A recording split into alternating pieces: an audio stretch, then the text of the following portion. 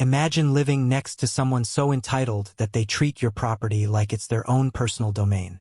That's exactly what happened to Roy, our storyteller for today. He's a quiet, law-abiding homeowner who just wants to live in peace. But his new neighbor, Cheryl, turns out to be the kind of neighbor who pokes her nose into places it doesn't belong. And in Roy's case, it's literally his garage. How does he handle such a blatant violation of his privacy and property rights? Well, you're about to find out. Trust me, the way Roy deals with this situation is both clever and satisfying. So buckle up, everyone. Get ready for the details. Now, let's step into Roy's shoes and hear exactly what happened from his perspective. HOA Karen parked in my garage, so I sold it for scrap. My name's Roy. I'm a software developer by profession, and I have the privilege of working from home most days of the week. My job is intense at times. It can involve long stretches of coding, debugging, and Zoom calls with clients. Because of that, I value a peaceful environment. I'm the type who craves quiet and calm so I can focus on my projects. I'm not a recluse by any means, but I enjoy my personal space. A few years back, time really does fly.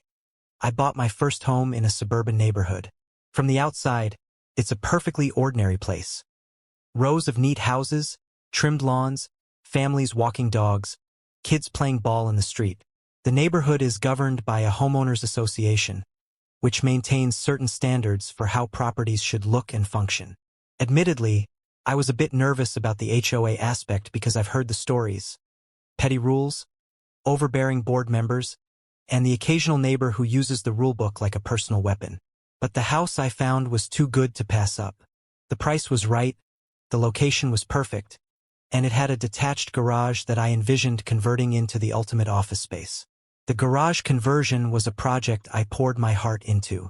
I made sure every step was taken legally, proper permits, inspections, the whole works. When it was finished, it became my dream workspace. It's insulated, wired up for high-speed internet, and even has a mini fridge for those late nights or early mornings when I need coffee or a quick snack without trudging back into the main house.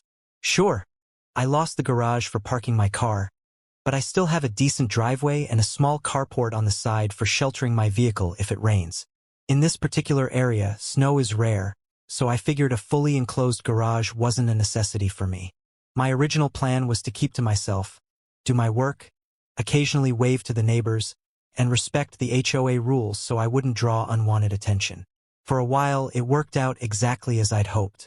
Most folks around here are friendly enough, or at least they keep their distance. But then Cheryl moved in next door. Cheryl arrived with plenty of fanfare. The day she moved in, large trucks and movers took up half the street.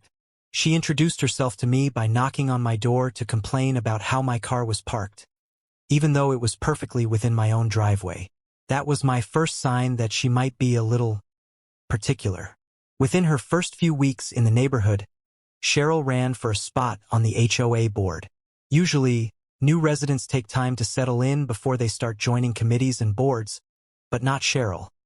She seemed to be on a mission to exert influence from day one. I started hearing rumblings from other neighbors about her. She was apparently taking morning walks and jotting down violations in a little notebook.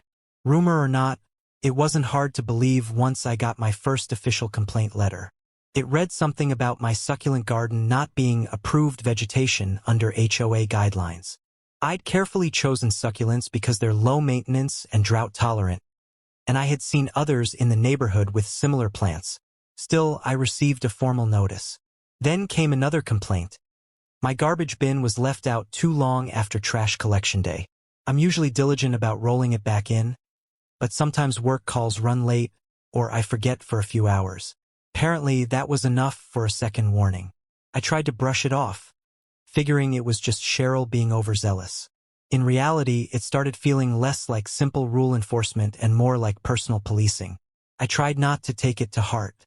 After all, the HOA has to maintain the look of the neighborhood, and maybe Cheryl genuinely believed she was helping. But her tone was consistently authoritarian, as if she was itching to find a reason to scold. Over the next few months, I managed to keep my interactions with Cheryl to a polite minimum. A forced smile here, a short nod there, and that was it. Yet, I had the growing sense that she was keeping an eye on me more than she was on any other neighbor.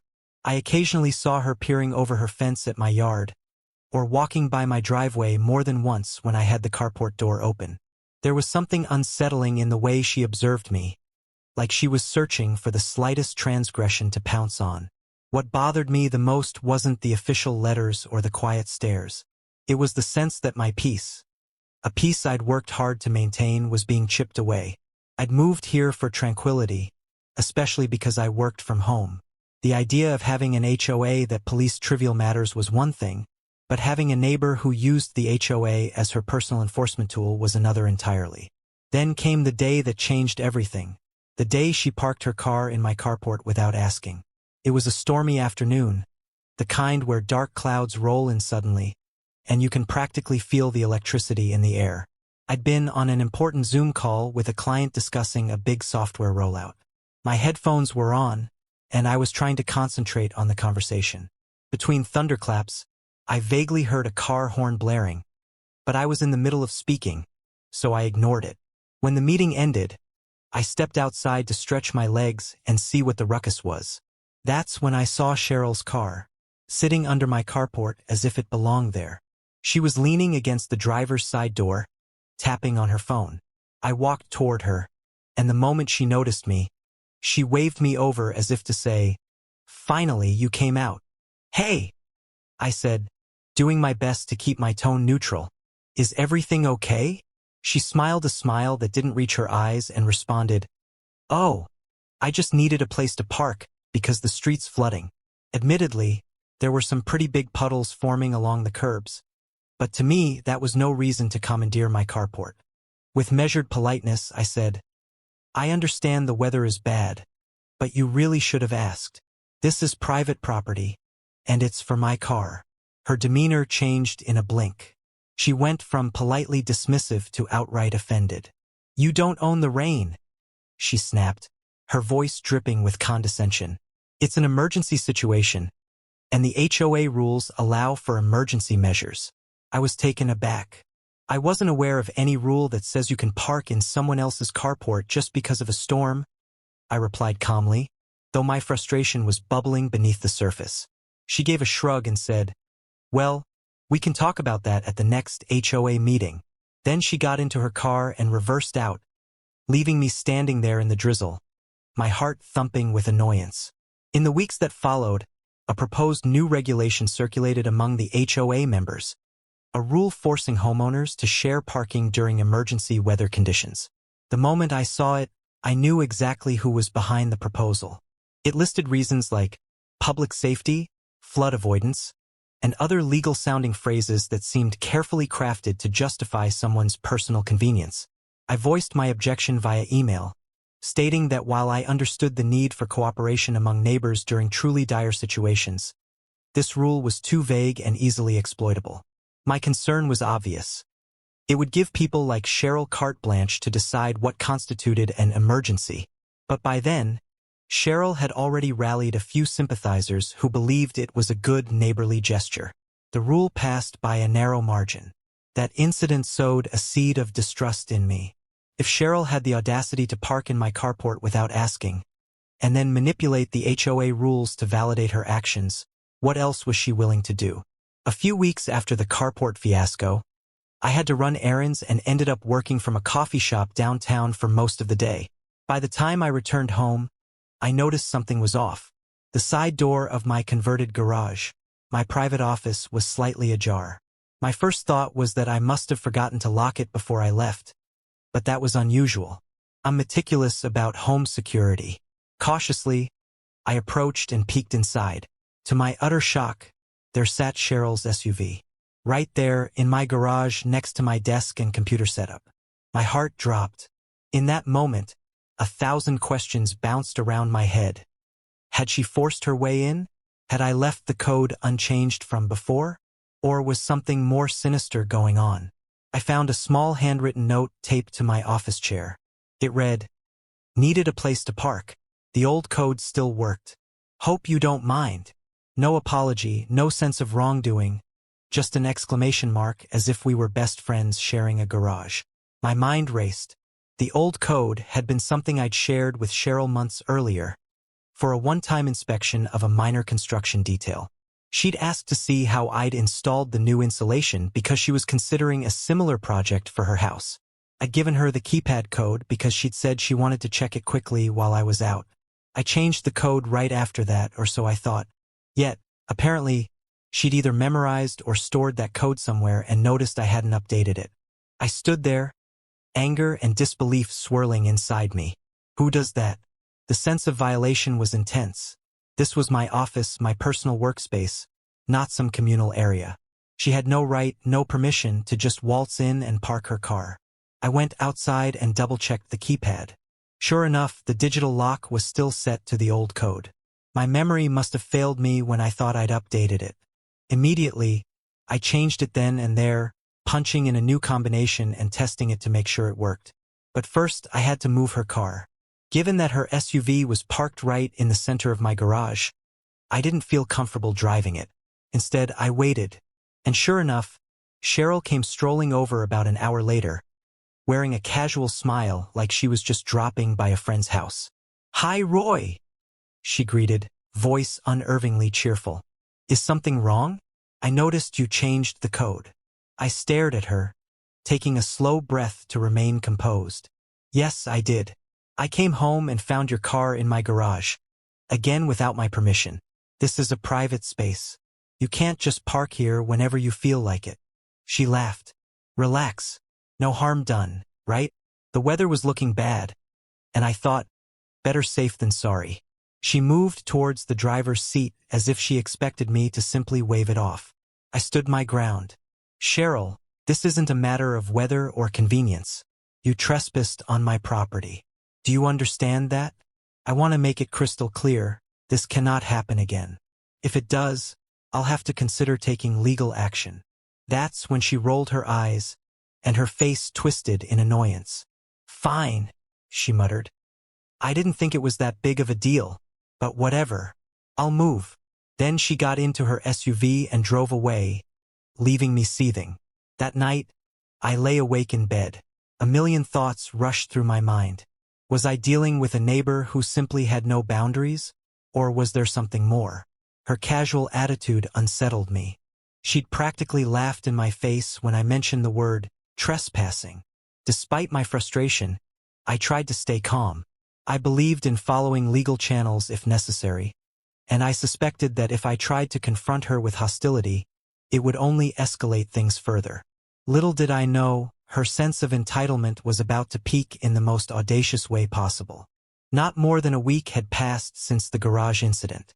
I'd spent most of that week hyper-focused on work, partly to distract myself and partly to keep my schedule flexible in case Cheryl tried anything else. However, there are always errands to run. One day, I had to step out to handle some banking and shopping. I was gone for maybe 3 hours. When I returned, I saw the side door of my garage office slightly open, even though I'd locked it. My stomach sank.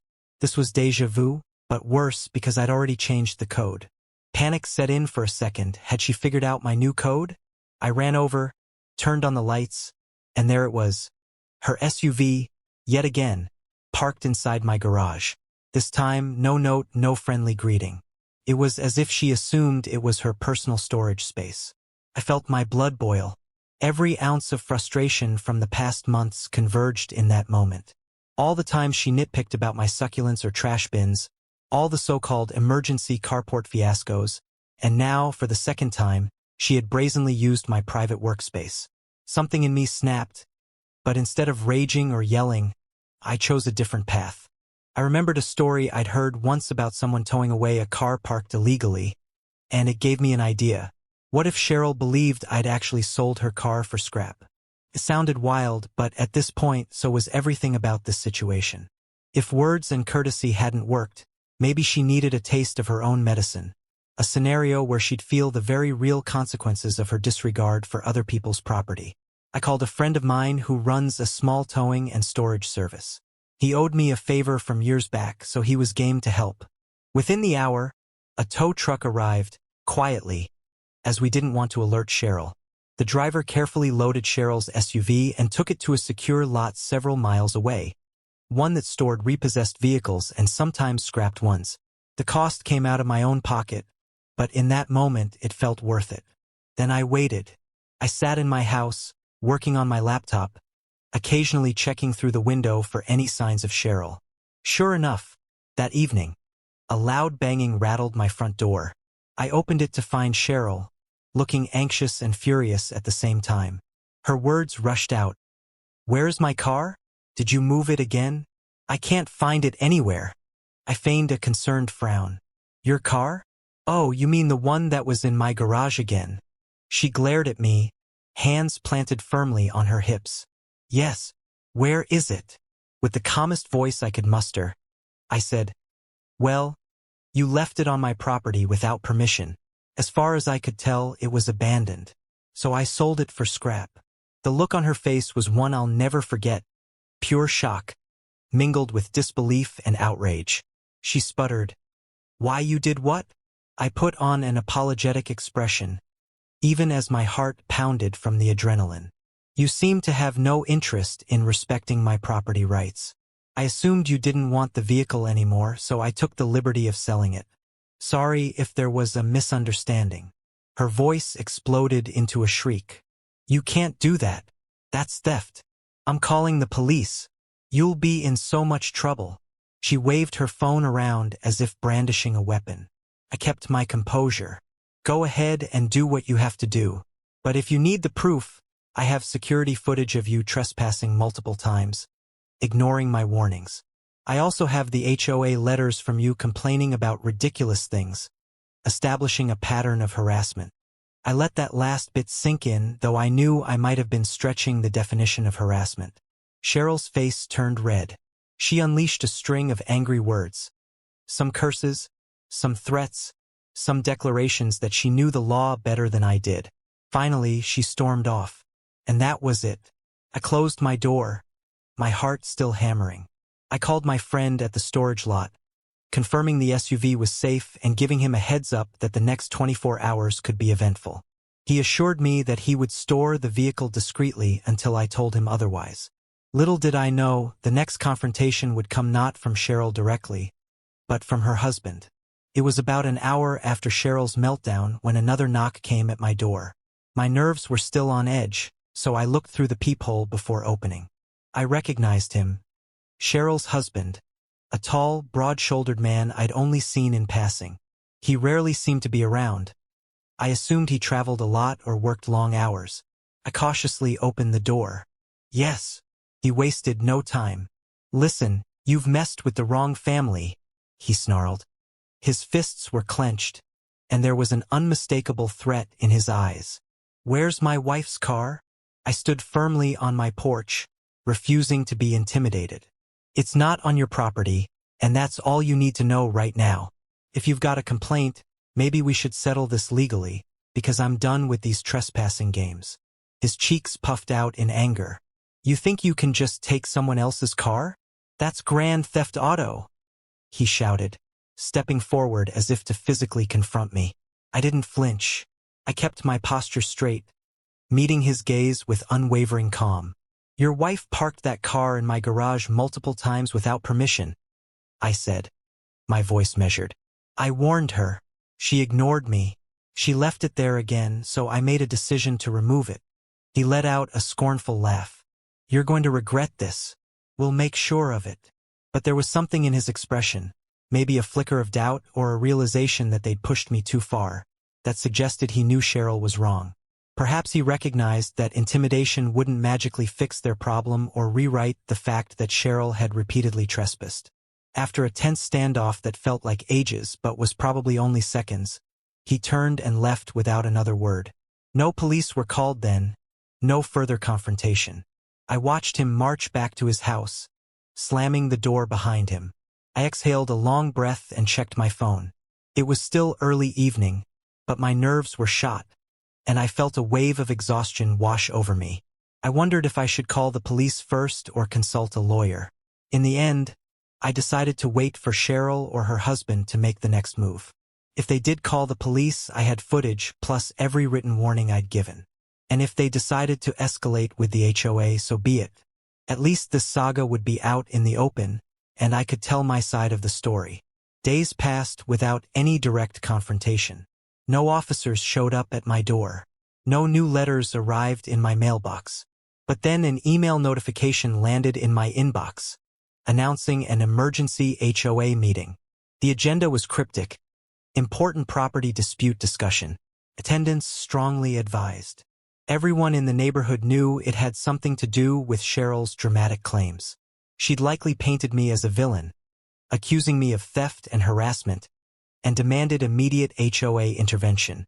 For a moment, I considered not going.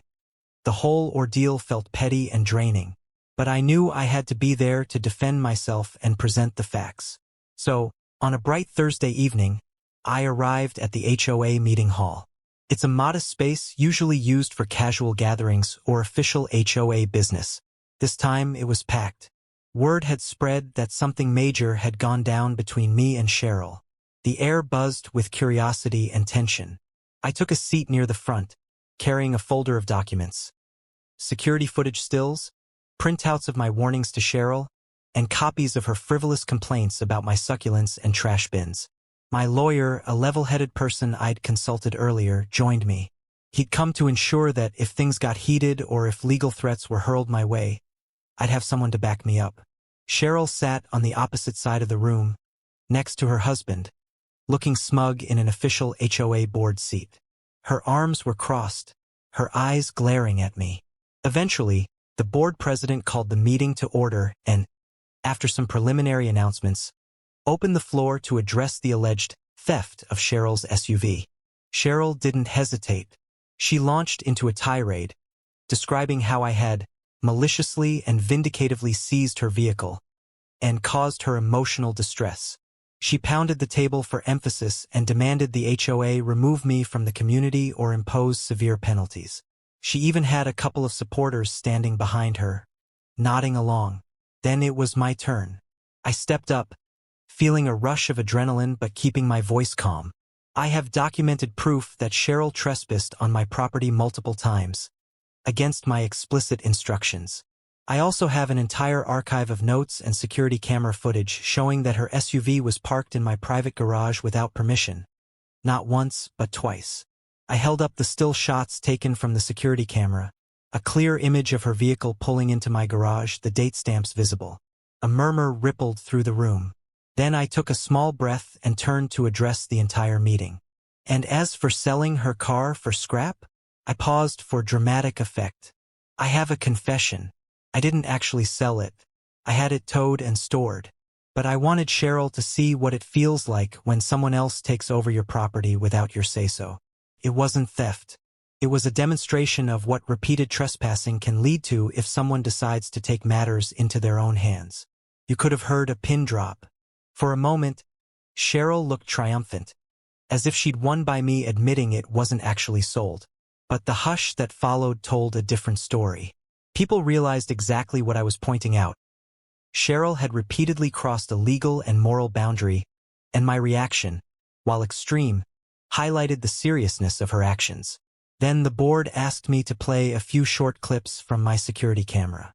I obliged, showing Cheryl's SUV entering my garage in broad daylight. Another clip displayed her returning later to retrieve it, ignoring my written notes. The evidence was clear, and the board members exchanged looks, some outraged, some embarrassed on Cheryl's behalf. Cheryl's face turned pale. She tried to sputter out explanations. I was just using it for an emergency. He said it was fine before. He gave me the code. But none of it held water against the video evidence and my repeated explicit warnings. The final blow came when neighbors started sharing their own experiences. One recounted how Cheryl threatened them with a major fine for leaving a garden hose uncoiled. Another how she demanded they trim their hedges to a specific height on a whim. Several mentioned she had casually suggested that her friend on the board could make life difficult for anyone who refused to comply. The more people spoke, the more obvious it became that Cheryl was a bully using the HOA's rules as her personal arsenal. The board president, who had been neutral until then, finally addressed Cheryl.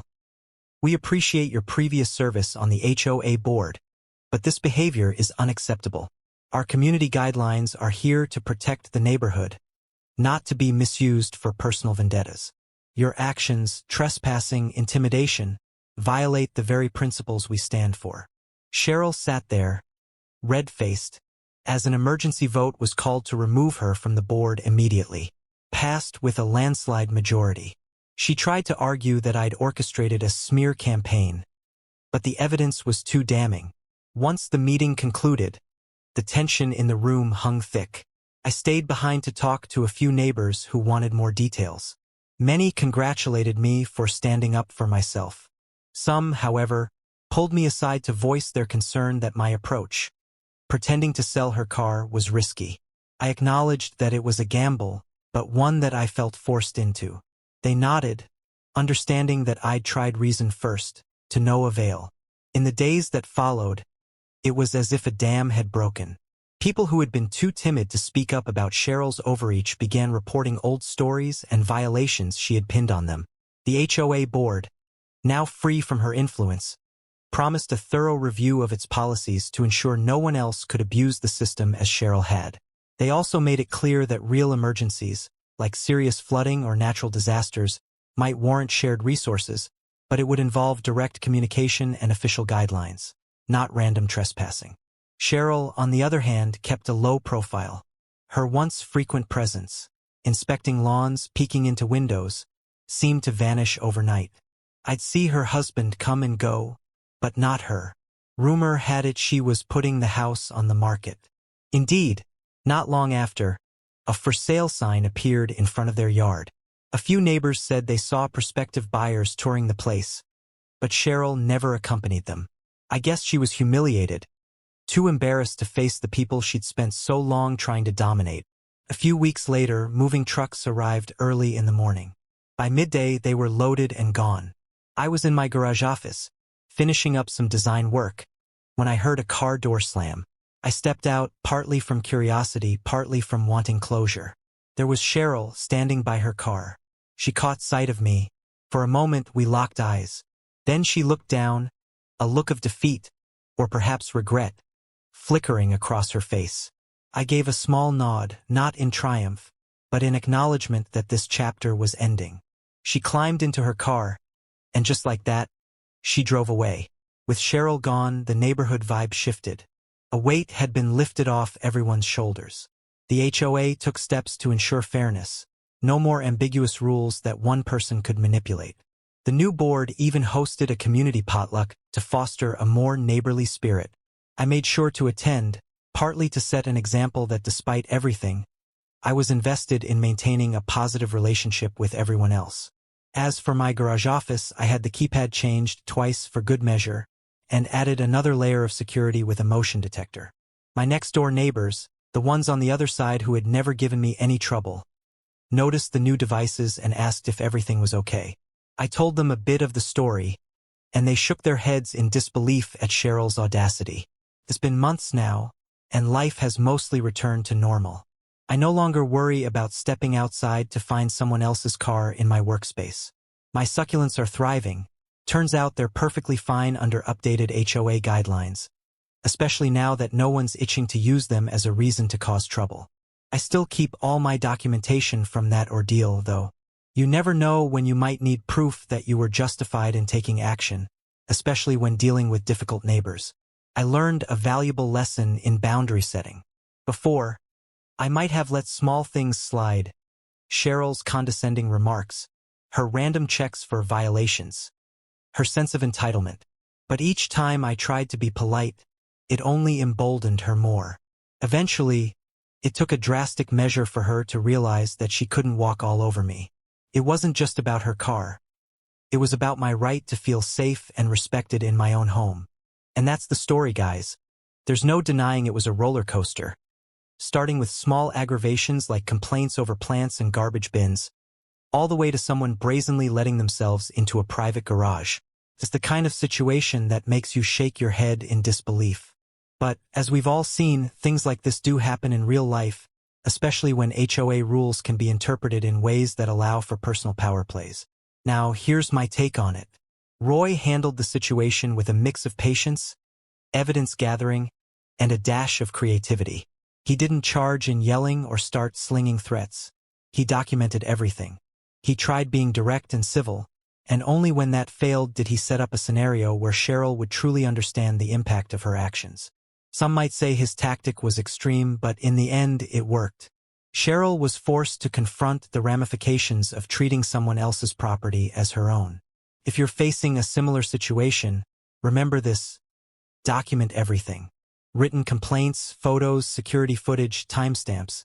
These are your best defenses if someone is constantly infringing on your rights. And, if the matter escalates, consult a legal professional. As Roy showed us, you don't need to resort to violence or intimidation. Calm, methodical steps backed by evidence can be incredibly powerful. For people who might find themselves in Cheryl's position, thinking it's no big deal to overstep on someone else's property, think twice. Trespassing is illegal for a reason. It violates someone's sense of safety and ownership. And threatening someone after you've already broken the rules only digs you deeper into trouble. If you have issues with a neighbor, your best path is respectful communication and, if that fails, legal or community-based mediation, not invading their personal space. Finally, if you enjoyed this story, make sure to hit that like button and drop a comment. Let us know your thoughts. Do you think Roy went too far? Or did he give Cheryl exactly the lesson she needed? We love hearing your perspectives. Thank you for watching Tailstrom, where real stories meet real consequences. Until next time, stay respectful out there, folks, and take care of each other. We'll see you soon for another eye-opening story.